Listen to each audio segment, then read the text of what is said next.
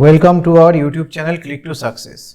আজকের ভিডিওতে আমি এইচএস 2022 পরীক্ষার্থীদের জন্য কিছু গুরুত্বপূর্ণ এমসিকিউ প্রোভাইড করছি shall I compare thee to a summer's day নামক কবিতা থেকে। এটি এই চ্যাপ্টারের এমসিকিউ এর পার্ট 1। পরবর্তীতে আমি এই কবিতা এবং সিলেবাসের বাদবাকি প্রোজ, পোয়েট্রি এবং প্লে থেকে আরও কিছু গুরুত্বপূর্ণ প্রশ্ন সম্ভার নিয়ে তোমাদের কাছে হাজির হব। আশা করি এই প্রশ্নোত্তরগুলো তোমাদের পরীক্ষাতে কাজে লাগবে। Let's see the questions and their answer. First question is, shall I compare thee to a summer's day is a oblique an? Shall I compare thee to a summer's day হলো একটি এসে মানে প্রবন্ধ, সনেট মানে 14 লাইনের কবিতা, ode মানে গীতি কবিতা, elegy মানে শোকগাথা। Shall I compare thee to a summer's day তে 14 লাইনস আছে, অর্থাৎ এটি একটি sonnet. Question number 2. Shall I compare thee to a summer's day is written by. Shall I compare thee to a summer's day কবিতাটি কে লিখেছেন? Option A kids, option B Shakespeare, option C Patel, option D Tanvir. সঠিক উত্তরটি হলো William Shakespeare. Shall I compare thee to a summer's day কবি। Option B is the correct answer. Question number 3. Shall I compare thee to a summer's day is sonnet number dash. বলা হচ্ছে যে shall I compare thee to a summer's day কত নম্বর sonnet? Shakespeare total 154টি sonnet লিখেছিলেন, তার মধ্যে shall I compare thee to a summer's day হলো 18 নম্বর সনেট, অর্থাৎ option B is the correct answer. Question number 4. Shall I compare thee to a summer's day এই লাইনটিতে here the speaker is, এখানে স্পিকার কে অর্থাৎ আই, এই আই বলতে বক্তাটা কে? Option A kids, option B Shakespeare, option C Patel, option D Tanvir. দেখো আই মানে বক্তা অর্থাৎ আমি এখানে কে ছিল? আসলে পোয়েট। এখানে আগের প্রশ্নেই আমরা পড়লাম যে পোয়েট ছিলেন উইলিয়াম শেক্সপিয়ার, তাহলে এটার কারেক্ট অ্যান্সার হলো যে option B William Shakespeare. Question number 5. Shall I compare thee to a summer's day? Here thee refers to, এই লাইনটিতে এই যে দি কাকে বলতে কাকে বোঝানো হয়েছে? কবি তুলনা করতে চেয়েছেন একজন ব্যক্তিকে একটা গ্রীষ্মের দিনের সাথে। এবার এই কাকে তুলনা করতে চেয়েছেন এটাই আমাদের প্রশ্ন। অপশন দিয়েছে কিডস, শেক্সপিয়ার, প্যাটেল নাকি শেক্সপিয়ারস ফ্রেন্ড। এখানে কবি গ্রীষ্মের দিনের সঙ্গে তার বন্ধুকে তুলনা করতে চেয়েছেন, তার বন্ধুর সৌন্দর্যকে গ্রীষ্মের দিনের সৌন্দর্যের সাথে তুলনা করতে চেয়েছেন। তাহলে সঠিক উত্তরটি হলো option D Shakespeare's friend. Question number 6.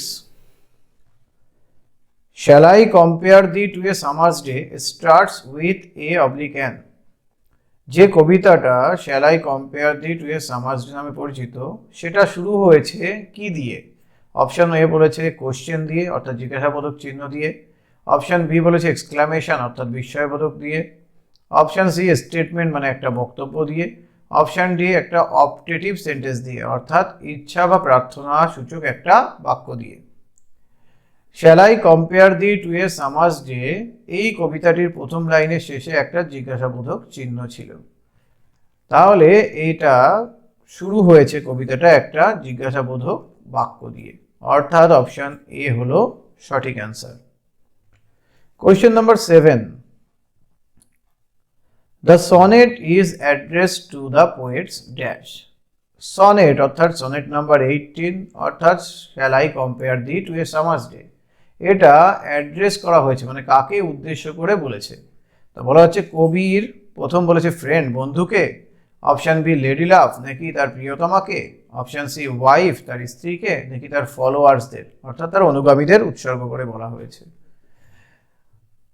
কবি তার এই সনেট নাম্বার 18টা অ্যাড্রেস করেছেন তার বন্ধুকে, অর্থাৎ অপশন এ হলো এখানে সঠিক উত্তর। Question number 8. Shakespeare wrote overall, Shakespeare মোট কতগুলো সনেট লিখেছিল?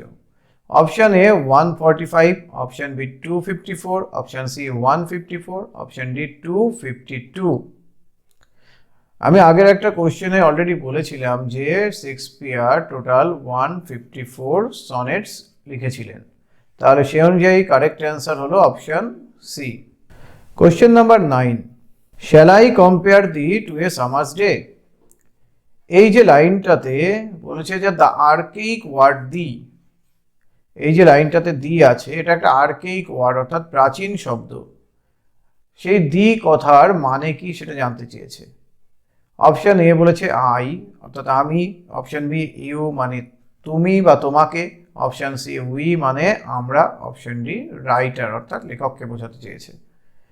এখানে শেক্সপিয়ার তুলনা করেছে তার বন্ধুকে, তার মানে কি এখানে বলেছে শ্যাল আই কম্পেয়ার দি, আমি কি তুলনা করতে পারি তোমাকে? দি কথার অর্থ হলো এখানে তোমাকে অর্থাৎ বন্ধুকে। তাহলে সঠিক উত্তর হলো ইউ মানে তুমি বা তোমাকে, এখানে দি মানে হচ্ছে তোমাকে, সরি, আর ইউ মানেও তোমাকে। Question number 10, this sonnet is an example of, অর্থাৎ শেক্সপিয়ারের যে 18 number sonnet shall I compare thee to a summer's day, সেটা একটা কি ধরনের সনেট? অপশন এ দিয়েছে Petrarchan sonnet, option B Spenserian sonnet, option C Shakespearean sonnet, option D none of this. এই সনেটটা হলো 4/4/4 প্লাস 2, এই 14 লাইনের বিভাগে 3টে কোয়াট্রেন আর একটা কাপলেট আকারে বিভক্ত। তাহলে এটা ছিল শেক্সপিয়ারের একটা সনেট লেখার পদ্ধতি। সে অনুযায়ী এই সনেটটার ক্যাটাগরি হলো শেক্সপিয়ারিয়ান সনেট, অর্থাৎ অপশন সি হলো এটার সঠিক উত্তর। Question number 11, in this sonnet Shakespeare beautifies, এই সনেটে শেক্সপিয়ার সৌন্দর্যকরণ করেছে অর্থাৎ সৌন্দর্যমণ্ডিত করেছে কাকে?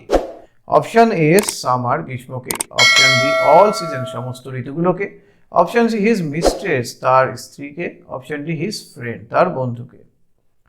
আমি আগেও বলেছি যে এই কবিতাটিতে কবি তুলনা করতে চেয়েছেন একটা গ্রীষ্মের দিনের সাথে তার বন্ধুর সৌন্দর্যকে, অর্থাৎ তার বন্ধুকে বেশি সুন্দর হিসাবে প্রতিপন্ন করতে চেয়েছে। তাহলে বিউটিফাইজ করেছে তার বন্ধুকে অর্থাৎ his friend, option D is the correct answer. Question number 12, the sonnet is written in the form of, এই সনেটটা কি ফর্মে লেখা হয়েছে? অপশন এ সেস্টেট অ্যান্ড অক্টেভ, সেস্টেট মানে হচ্ছে 6 লাইন, অক্টেভ মানে হচ্ছে 8 লাইন, 8 আর 6 টোটাল 14 লাইনে লেখা হয়েছে। অপশন বি বলেছে 3 কোয়াট্রেন, কোয়াট্রেন কথার অর্থ হচ্ছে 4টে লাইন, আর কাপলেট কথার অর্থ হচ্ছে 2টো লাইন। তো বলছে 3টে কোয়াট্রেন অর্থাৎ 3 4 12 লাইন, আর একটা কাপলেট অর্থাৎ 2 লাইন, তার মানে 14 লাইনে লেখা হয়েছে। নাকি দুটো সেস্টেট আর একটা অক্টেভ? দেখো দুটো সেস্টেট মানে 6 2 12 লাইন, আর একটা অক্টেভ মানে 8 লাইন, তার মানে টোটাল 20 লাইন হয়ে যাচ্ছে। তাহলে আমাদের এই অপশনটা এমনিতেই হবে না। আর অপশন বলেছে 2 কোয়াট্রেন, 2 কোয়াট্রেন মানে 4 2 8 লাইন, আর 2 কাপলেট মানে 2 2 4 লাইন, তাহলে 8 আর 4 টোটাল এখানে হচ্ছে 12 লাইন। তাহলে 12 লাইন হলেও এটা একটা সনেট হচ্ছে না, তাহলে এই অপশনটাও হচ্ছে না। তাহলে আমাদের উত্তর এই দুটোর মধ্যেই আছে। একটু আগে আমরা দেখেছিলাম যে শেক্সপিয়ার 3টে কোয়াট্রেন আর একটা কাপলেট নিয়ে তার এই সনেটটাকে লিখেছিল। এটা একটা শেক্সপিয়ারিয়ান সনেট যার প্যাটার্নই ছিল 3টে কোয়াট্রেন একটা কাপলেট। তাহলে আমাদের সঠিক উত্তর হলো option B. Question number 13, the phrase summer's day refers two,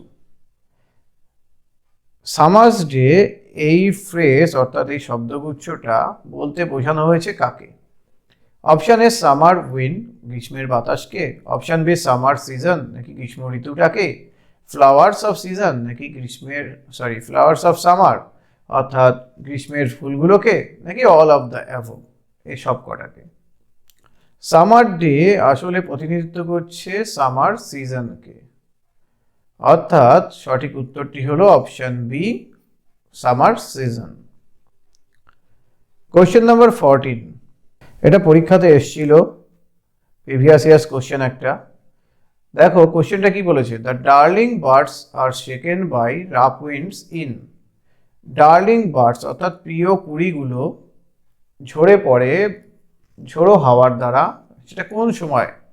option A March মাস, অপশান বি এপ্রিল মাসে, অপশান সি মে মাসে, অপশান ডি জুন মাসে। কবিতাতে ছিল darling birds of May, darling birds of May, অর্থাৎ মে মাসের উল্লেখ কবিতাতে ছিল।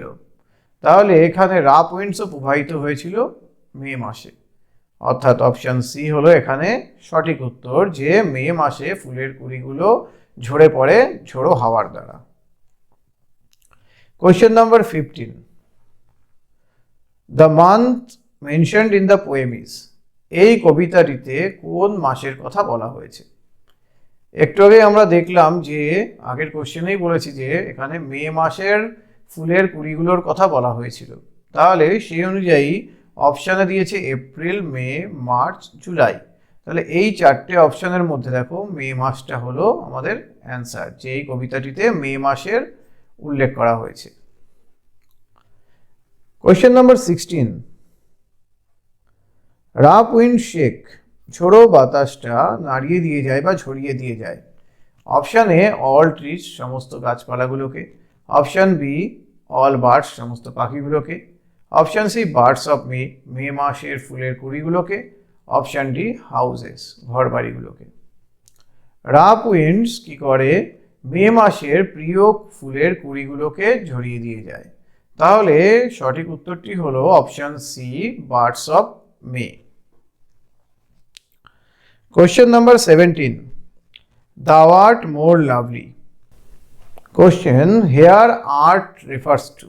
এই কোশ্চেনের মধ্যে আর্ট কথাটার মানে কি? তুমি, দাও কথার অর্থ হলো তুমি, আর্ট কথাটা এটাও আর্কেইক ওয়ার্ড একটা, আর্ট শব্দটাও একটা আর্কেইক ওয়ার্ড, এটার মানে হলো আর। তাহলে তুমি হও খুব আরো বেশি লাভলি মানে সুন্দর। তাহলে আর্ট কথার মানে আমরা দেখতে পেলাম কি আর্ট ইকুয়ালস টু আর। তাহলে সঠিক উত্তর হলো আমাদের চারটে অপশনের মধ্যে option B, art equals to are. Question number 18, summer's lease is.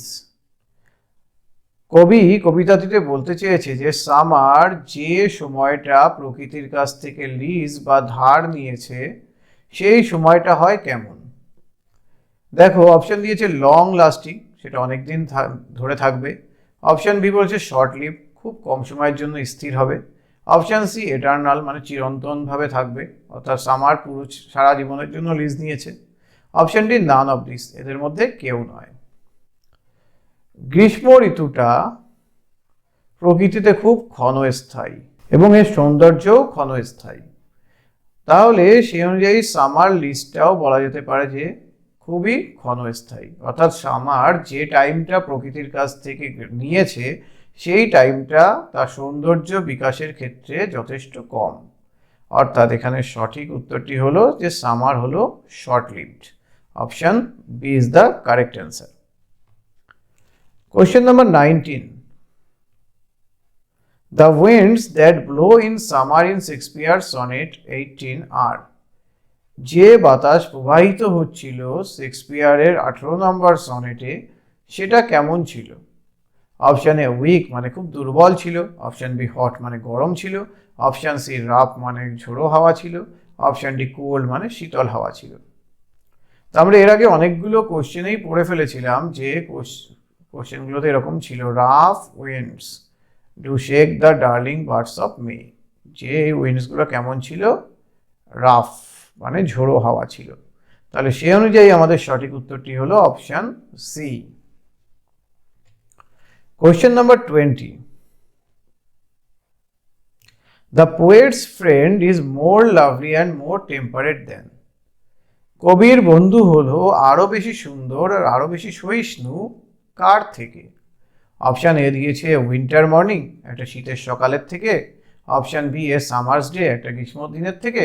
Option C a rainy day, একটা বৃষ্টির দিনের থেকে। Option D a moonlit night, একটা চন্দ্রালোকিত রাতের থেকে।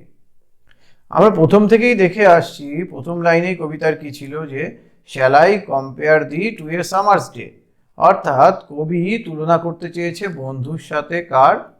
সামার্স ডের সাথে।